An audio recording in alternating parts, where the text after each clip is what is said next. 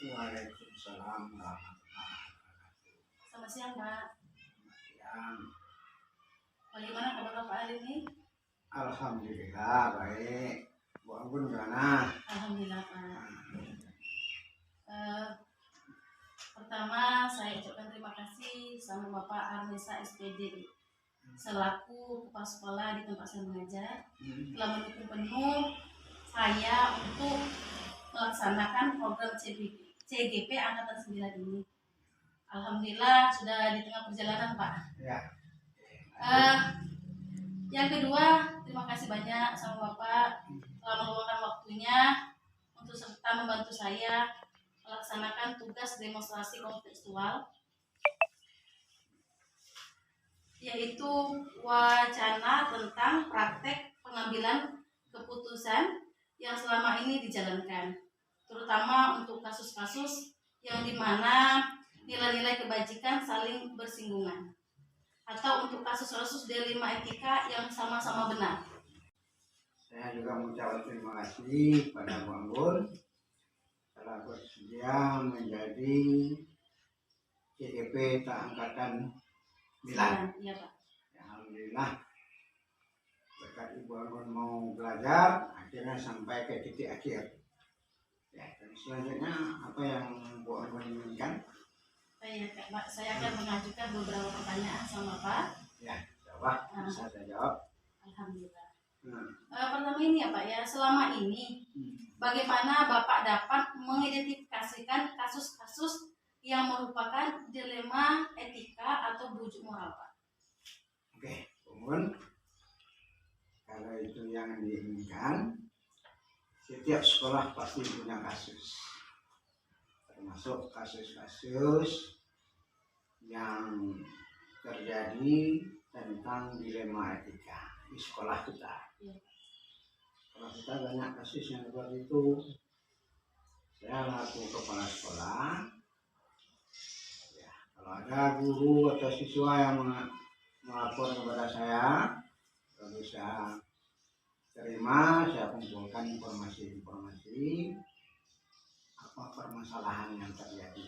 Ya, alhamdulillah kasus ini sudah kita banyak kita selesaikan. Pertama, saya itu mengumpulkan informasi baik terhadap guru, baik terhadap siswa. Lalu bersama guru BK dan wakil saya rapatkan, saya ambil keputusan. Apa?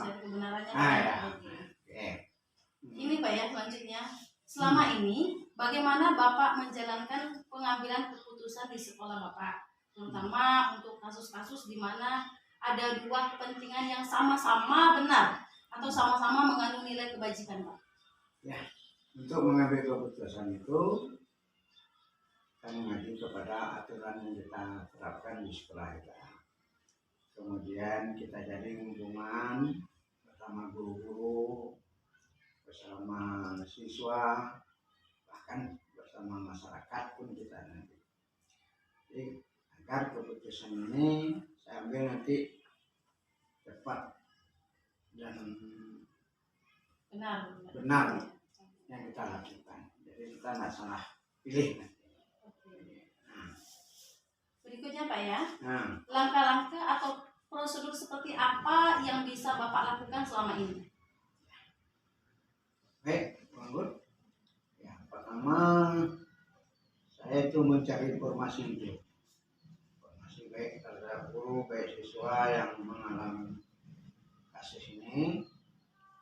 Kemudian lalu saya turun ke lapangan, saya tinjau, saya lihat langsung, saya wawancara berbagai pihak.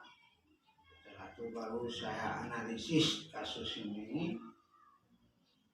Untuk selanjutnya saya ambil keputusan yang terbaik. Ya. Hal-hal apa saja yang selama ini Bapak anggap efektif dalam mengambil keputusan pada kasus-kasus D5 etika?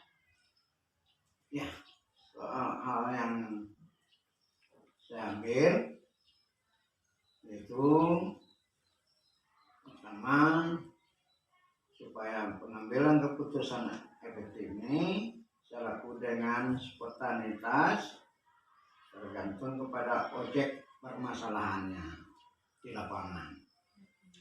Nah, kemudian saya ngobrol, lalu saya bentuk tim manajemen sekolah yang terdiri dari wakil kepala sekolah dan guru senior, termasuk ada ibu guru BK kita. Ya. Itu hal yang saya ambil dalam mengatasi dilema etika kasus ini. Baik, Pak. Ya, Pak. Apakah Bapak memiliki sebuah jadwal tertentu dalam sebuah penyelesaian kasus dilematika, atau Bapak langsung menyelesaikan di tempat? Dan prosedur seperti apa yang Bapak jalankan?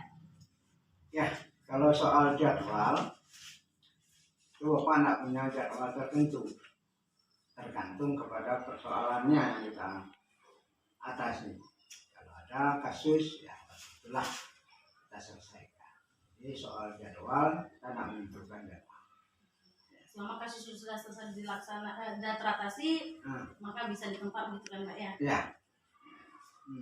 Adakah seseorang atau faktor-faktor yang selama ini mempermudah atau membantu Bapak dalam mengambil keputusan dalam kasus-kasus dilema etika, Pak? Ada seseorang, terutama guru BK. Guru BK yang membantu saya dalam menangani kasus-kasus dilema ini. Ya, Yang terakhir ya, Pak ya? Ya. Dari semua hal yang telah disampaikan, pembelajaran apa yang dapat Bapak petik dari pengalaman Bapak mengambil keputusan dilema etika ini, Pak? Ya, pengalaman adalah guru terbaik. Pengalaman saya ketika belajar sama berbagai kejadian untuk setiap kasus permasalahan yang ada terjadi di lapangan. Itulah pengalaman yang terbaik. Guru yang terbaik yang bisa membantu saya.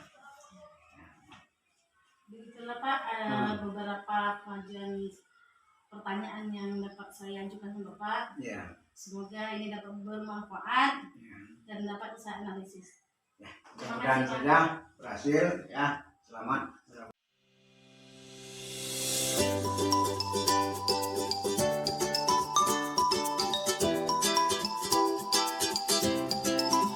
Assalamualaikum warahmatullahi wabarakatuh. Waalaikumsalam warahmatullahi wabarakatuh. Selamat pagi Bu.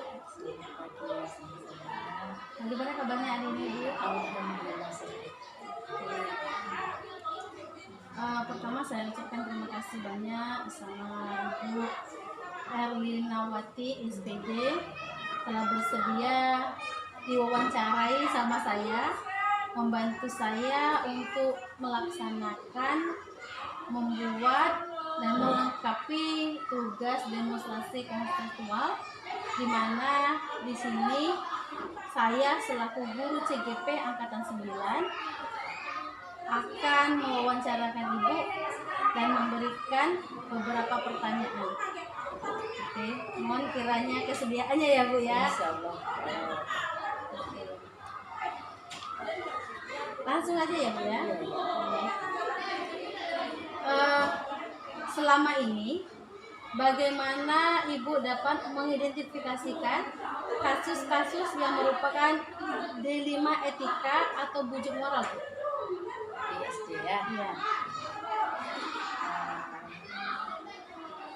Selama ini saya untuk menghadapi masalah-masalah dilema etika itu, atau boleh dikatakan karakter kan? Iya.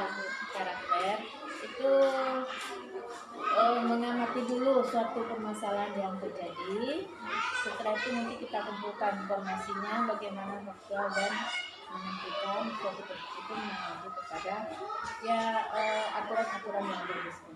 Berarti mengumpulkan informasi begitu Bu ya, mencari kebenarannya. Ya, kita cari kebenarannya dulu. Tindakan lanjutnya.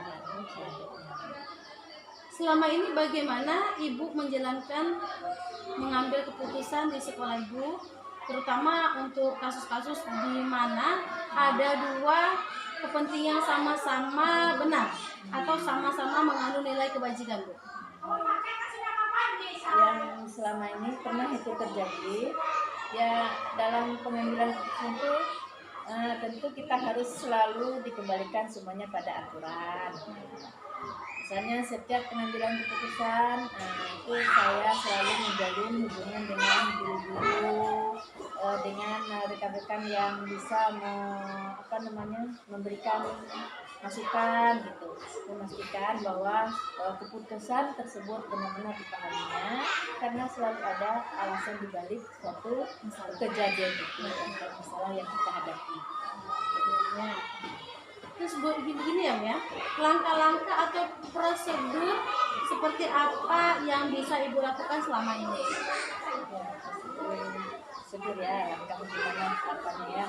Ya pertama ya kita akan mencari informasi terlebih dulu.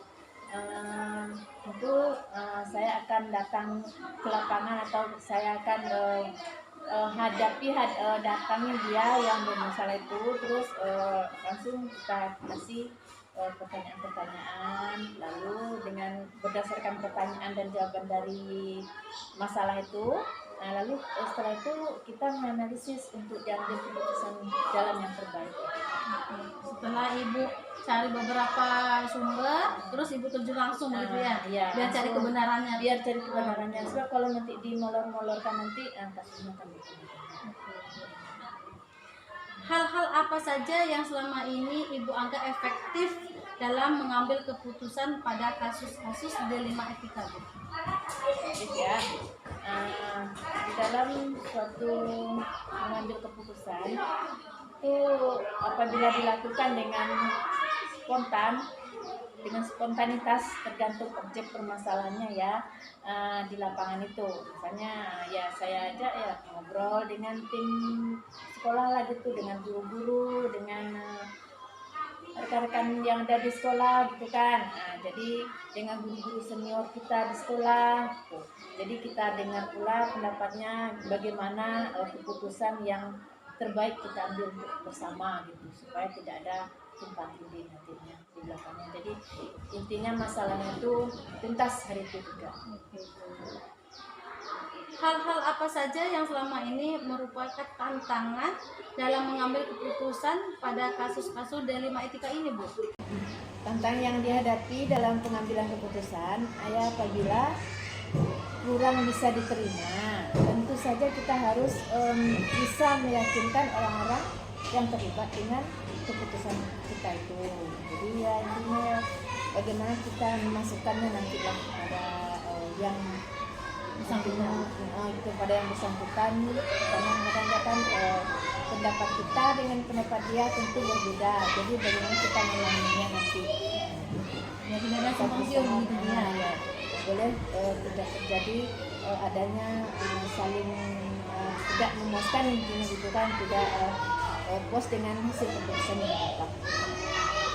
Nanti ya, Bu, apakah Ibu memiliki jadwal tertentu dalam sebuah penyelesaian kasus D5 etika atau Ibu langsung menyelesaikan di tempat, Bu? Dan prosedur seperti apa yang Ibu jalankan? Selama ini yang saya tahu ya, kalau masalah tentang sebuah masalah prosedur yang kita hadapi itu tidak ada jadwalnya. Intinya tidak ada jadwal dalam penyelesaian suatu masalah. Pokoknya gimana kita bisa menyelesaikan dengan baik, sebisa mungkin kita selesaikan. Nanti intinya tergantung kasusnya, Bu ya? Ya tergantung kasusnya juga. Kalau kasusnya bisa kita selesaikan saat itu, kita selesaikan. Kalau memang kasusnya itu agak ada kendala dikit, tentu kita pilah-pilah dulu, kita cari solusi. Adakah seseorang atau faktor-faktor yang selama ini mempermudah atau membantu Ibu dalam mengambil keputusan dalam kasus D5 etika, Bu? Selama ini memang ada yang bisa intinya membagi masukan, misalnya dalam kasus itu masalah-masalah ringan lah, nanti ada yang guru yang di dalam masukan-masukan yang positif lah, itu ada itu. Yang terakhir ya Bu ya, dari semua hal yang telah disampaikan, pembelajaran apa yang dapat Ibu petik dari pengalaman Ibu mengambil keputusan dilema etika ini? Selama dalam pembelajaran atau sekolah yang saya hadapi ini ya, yang dapat saya ambil suatu keputusan dilema atau yang katakan juga karakter boleh ya, karakter. Nah itu pengalaman itu ya adalah yang terbaik, kita belajar dari berbagai kejadian untuk setiap kasus permasalahan yang ada di lapangan itu. Kita cari solusinya yang terbaik bersama-sama. Itu dari guru, dari pengalaman itu dia. Baiklah Bu, terima kasih telah menjawab beberapa ajuan pertanyaan. Semoga dari wawancara kita ini dapat saya analisis dengan baik. Saya juga intinya dari Anggun dari tugas CGP ya. Semoga saya doakan sukses untuk kedepannya dan tidak ada hal yang Amin ya Allah. Terima kasih Bu. Iya, sama-sama.